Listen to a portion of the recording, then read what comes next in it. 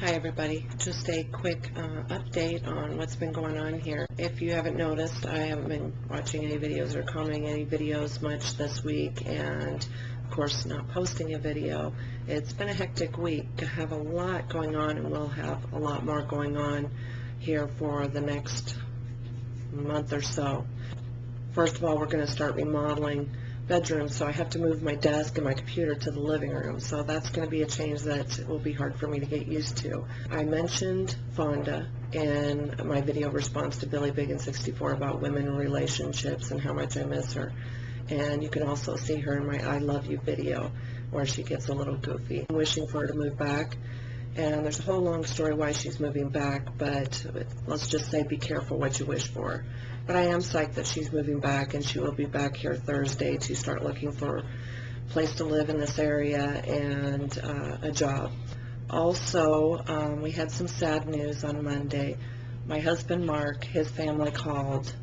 His nephew Daniel passed away very suddenly, very tragic, very unexpected, and Mark is part of a large family. He has one brother and 3 sisters, and they all live so far away we don't get to see him very often. His brother lives on the other side of Iowa. He has a sister that lives in Wisconsin, and he has 2 sisters that live in Kansas. And the one sister, Brenda, that lives in Kansas, I've met her and seen her probably 2 or 3 times in the 11 years since Mark and I have been together, and she's a very wonderful person. This was her son, her youngest son. She has 2 boys, Jeffrey and Daniel, and Daniel was the youngest, and he was the one to pass away on Monday. This was really sad because he passed away Monday on April 30th, and he was very young.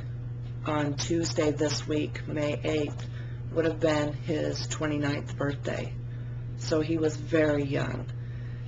And so I've been stressing all week to try to make this trip happen for us to go to Olathe, Kansas for the funeral, because it meant a lot to my husband. He was very close with Daniel, and for the whole family, especially Brenda, for losing a son. It's just so an unimaginable tragedy.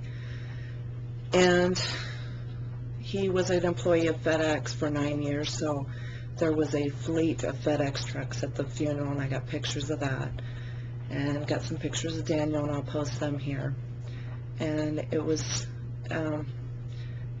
considering that I didn't know him very well because of the distance and not getting to see them very often, I was saddened because of learning about his life and everything in the funeral, and seeing the church just packed with FedEx employees and friends and family, and how much he had a gift for music, which I love music.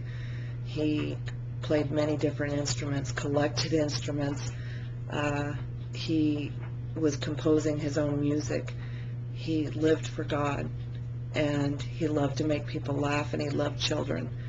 And I feel saddened that I didn't get to know him. Basically, what I learned from it is that life is short. You never know when God's going to call you home. And meet everybody that you can and get to know them, because you never know how they might make a difference in your life. And I think Daniel would have, he made a wonderful difference in many people's lives. If you could keep Mark's family in your prayers and in your thoughts, because he's going to be buried tomorrow in Crescent, Iowa. That's where their family plot is. And his birthday would have been Tuesday, so it's going to be a very hard time. So, also I have to thank Superlunary for the mention in her video and bestowing a royal status on me for the comments that I leave for her, and I really appreciate that. And thanks to all my new subscribers, some of them that Superlunary sent over. I'm honored, and I just hope I can make you laugh, and I hope I can make a difference in your life like Daniel has made to so many people. But, okay, try not to get emotional.